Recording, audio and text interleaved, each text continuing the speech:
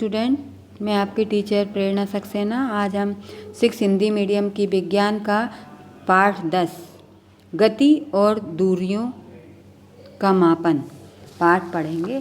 तो आप मेरे साथ साथ अपनी किताब को अपने सामने खोल कर रख लीजिए और पाठ रीड करते हैं, समझते हैं ना पाठ को। प्रकृति में मनुष्य को सोचने की अद्भुत क्षमताएं प्रदान की हैं। यह हमें नई चीज़ों को खोजने तथा जीवन को सरल बनाने में सहायता करती हैं। हम पाषाण काल में अब तक कई प्रकार के परिवर्तन से गुजर चुके हैं। पाषाण काल में मनुष्य गुफाओं में रहता था, जंतुओं की त्वचा से शरीर ढकता था तथा कच्ची सब्जियां, फल और मांस खाता था। आज हम खेतों में अनाज उगाते हैं और कार तथा वायुयानों का प्रयोग यातायात के साधनों के रूप में करते हैं। टीवी तथा वीडियो गेम का प्रयोग मनोरंजन के लिए करते हैं। टेलीविज़न तथा ईमेल का प्रयोग अपने दोस्तों और सगे संबंधियों के संपर्क में रहने के लिए करते हैं। इसके अतिरिक्त अन्य कई चीज़ें हैं जो हमारे जीवन को सरल बनाती हैं। आप अपने स्कूल जाने के लिए किस प्रकार के यातायात के साधन का प्रयोग करते हैं? आपके अभिभावक अपने कार्यस्थल पर जाने के लिए यातायात के कौन से साधन का प्रयोग करते हैं? कल्पना कीजिए, आप आधुनिक यातायात के साधनों के बिना विश्व को कैसा पाते? कभी कुछ बहुत धीमे चलता हुआ पाते, है ना। प्राचीन काल में लोगों के पास यातायात के साधन नहीं थे। वे पैदल चलते थे तथा अपना सामान या तो पीठ पर लाद कर या पशुओं की पीठ पर लाद कर एक स्थान से दूसरे स्थान पर ले जाते थे। पहिए के आविष्कार ने यातायात की प्रणाली को अत्यंत महत्वपूर्ण परिवर्तन दिया। इसमें लोगों को पहिए वाली गाड़ी बनाने की प्रेरणा मिली। ये गाड़ियां मनुष्य तथा जंतुओं द्वारा खींची जाती थी। यातायात का सामान ढोना अब आसान हो गया था। यातायात के दूसरा क्रांतिकारी कदम भाप के इंजन का आविष्कार था। थॉमस न्यूकॉमन ने 300 ईसा वर्ष पूर्व पहला भाप का इंजन बनाया, किंतु यह कुछ समय बाद जेम्स वाट द्वारा बनाए गए स्टीम इंजन ने इसे प्रसिद्धि दिलाई। भाप के इंजन द्वारा पहली रेलगाड़ी 200 वर्ष पूर्व खींची गई। लगभग इसी समय समुद्री जहाज़ों में भी भाप के इंजन का प्रयोग हुआ। इसके द्वारा अत्यधिक भार को तेजी से खींचना संभव हो पाया। इसके बाद पेट्रोल, डीजल और बिजली से चलने वाले इंजनों का आविष्कार हुआ, जो हवा, भूमि तथा समुद्र में अनेकों प्रकार के वाहनों को चलाने में प्रयुक्त होते थे। ये भाप इंजन के ज़्यादा तेजी से वाहनों को चलाते तथा ज़्यादा वजन ले जाते थे। मापन की आवश्यकता, यानी कि नापने की। मापन माने नापना किसी चीज़ को। हम अपने जीवन में ऐसी अनेक चीज़ों को देखते हैं जिन्हें मापने की आवश्यकता होती है।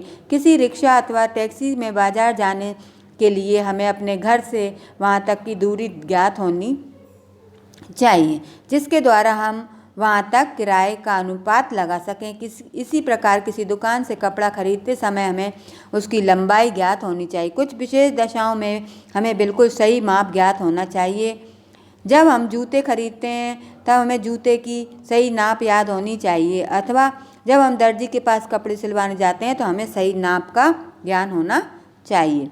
मापन क्या है? किसी वस्तु के विशेष गुणों की मात्रा को जानना मापन कहलाता है। ज्ञात निश्चित मात्रा या इकाई कहलाती है। प्रत्येक मापन में 2 भाग होते हैं। किसी भी माप का पहला भाग अंक में तथा मापन का दूसरा भाग इकाई में व्यक्त किया जाता है। मेज के ऊपरी हिस्से की लंबाई 2 मीटर है। लंबाई की इस माप में 2 अंक हैं तथा मीटर माप के लिए चुनी गई लंबाई की इकाइयों में। इसी प्रकार यदि किसी स्कूल के कमरे की लंबाई 20 मीटर है तब अंक 20 होंगे तथा मीटर मापने की इकाई दार्शनिक अन्यथा यह अपूर्ण या गलत मापन होता है। जैसे एक कमरे की लंबाई 10 है, यह अपूर्ण या गलत मापन है। मापन इकाइयों की आवश्यकता। पुराने समय में वस्तुओं की लंबाई को भुजा की लंबाई तथा हाथ के बालिश्त की लंबाई से नापते थे। भूमि मापन कदमों की सहायता से करते थे। दूध का ज्ञात आयतन अपने अपने बर्तनों में करते थे, परंतु भुजा की लंबाई, बालिश्त तथा कदमों की लंबाई का मापन व्यक्तियों की अलग अलग होती है। हर व्यक्ति का बालिश्त और लंबाई मापन अलग होता है। विभिन्न बर्तनों में के आयतन में अलग अलग होते हैं, अतः इनमें सामान्य एवं विश्वसनीय मापन नहीं मापा जा सकता। इन व्यक्तिगत मापनों मात्रकों के कारण प्रायः विवाद हो जाते हैं। बाजार में सामग्री को खरीद फरोख्त के लिए एक उभयनिष्ठ मात्रक की आवश्यकता पड़ती है, जिससे उस राशि की कुछ निश्चित सुविधाजनक मात्रा होती है। मापन इकाइयाँ हैं दो प्रकार की हैं। इसका आकार सुविधाजनक होना चाहिए और इनका माप समय तथा स्थान के अनुसार बदलना नहीं चाहिए। किसी मापन के दो भाग होते हैं, परिमाण तथा इकाई। कपड़े की लंबाई 5 मीटर है। इसका अर्थ है कि 5 परिमाण तथा मीटर इसकी मानव इकाई है। लंबाई का मापन नहीं, पहले भौतिक विज्ञान में अनेक प्रकार के मापनों का अध्ययन किया जाता है, इसलिए कि भौतिकी की मापनों का विज्ञान कहते हैं। मापन को अधिक वैज्ञानिक, सुविधाजनक और सर्वसुलभ बनाने के लिए 1790 में फ्रांसीसी वैज्ञानिकों ने मापन की एक मानक प्रणाली की रचना की, जिसे मीटरी पद्धति कहते हैं। अक्टूबर 1960 में भार तथा मापन की सामान्य बैठक में एक अंतर्राष्ट्रीय प्रणाली, जिसे SI मात्रक प्रणाली कहा गया, को अपना लिया गया। लंबाई का मापन। SI प्रणाली में लंबाई को मीटर में मापा जाता है। पेरिस शहर के निकट सेक्टर स्थित भार तथा माप के अंतर्राष्ट्रीय ब्यूरो में 0 डिग्री सेल्सियस पर रखे प्लेटिनियम इरेडियम की छड़ पर लगे दो निशानों के बीच की दूरी के बराबर होता है। ये आप पढ़िएगा। जो मापन स्केल से भी करते हैं ना अपन किसी वस्तुओं का। बेलन के व्यास का माप, बहुत छोटी छोटी इकाई, जो दौड़ने का मापन, ये सब गतियां हैं, है ना।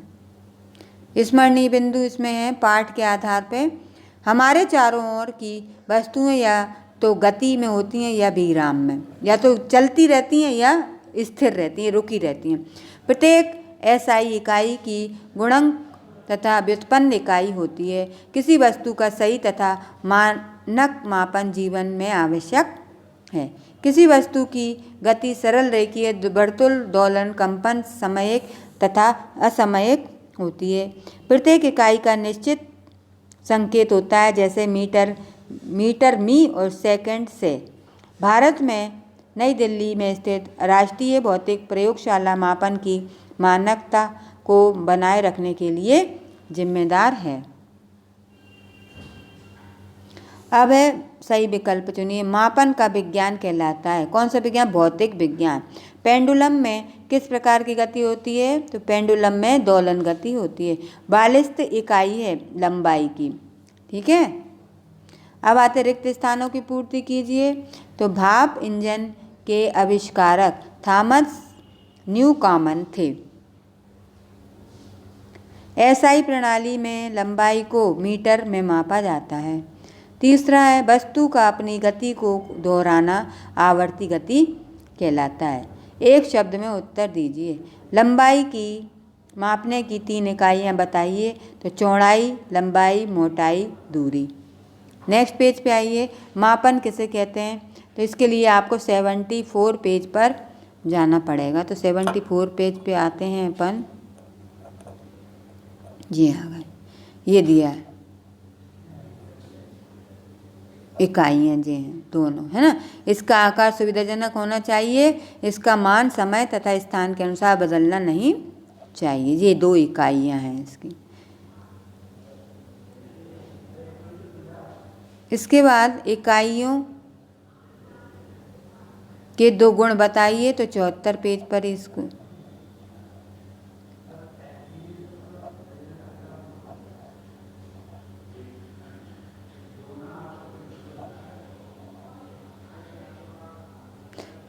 ये चौथा है, इसका दूसरा जे है। किसी वस्तु के विशेष गुण की मात्रा को जानना मापन कहलाता है और ये इसकी इकाइयाँ हैं। ये चौथा वाला, ठीक है, इसको लिख लीजिएगा आप। इसके बाद आते हैं अगला क्वेश्चन, ठीक है। इसके बाद आते हैं मीटर। विस्तार वाले में मीटर पैमाने में लंबाई मापते समय क्या सावधानियाँ रखनी चाहिए? तो 75 पेज पे आएंगे इसके लिए आप। जी सावधानियाँ ये 4 दी, 3 दिए। चूँकि पैमाने की भी कुछ मोटाई होती है, इसलिए यदि सही स्थान पर आंखें नहीं होंगी तो मापन में त्रुटि हो सकती है। यदि हम अपनी आंखों की स्थिति ए पर रखेंगे तो मापन 6.1 सेंटीमीटर होती है। यदि आंखों की स्थिति सी पर होगी तो 5.9 सेमी होती है। ये दोनों मापन ही गलत हैं। आंखों की सही स्थिति भी है तो सीधी रूप पर से ली गई है, अतः कांच की पट्टी की लंबाई 6 मीटर है। दूसरा है, पैमाने को वस्तु के संपर्क में इसकी लंबाई के अनुदिश रखिए। और तीसरा है, पैमाने का सिरा टूटा हुआ नहीं होना चाहिए। यदि आप टूटा हुआ पैमाना प्रयोग करते हैं तो 0 से आगे का पूर्ण अंक प्रयोग कीजिए। यदि सही लंबाई ज्ञात करने के लिए अंतिम माप से इस चिन्ह तक की माप को घटा सकते हैं दीजिए। ठीक है ना, ये आप लोग करिएगा अपनी कॉपी में। जो सिलेक्टेड क्वेश्चन है बस वही लिखवाए हैं, जैसे पूरा चैप्टर नहीं करवाया है हमने। ठीक है ना, जो जो करवाया है वो आपको दिखाया गया है। जोड़ियाँ भी नहीं करवाई हैं इसमें और सही गलत भी नहीं करवाए हैं ना वो क्वेश्चन आंसर में। अगर आपको और मिलते हैं इसमें से ढूंढ के आप करना चाहें तो कर सकते हैं, वैसे इतना ही करना है।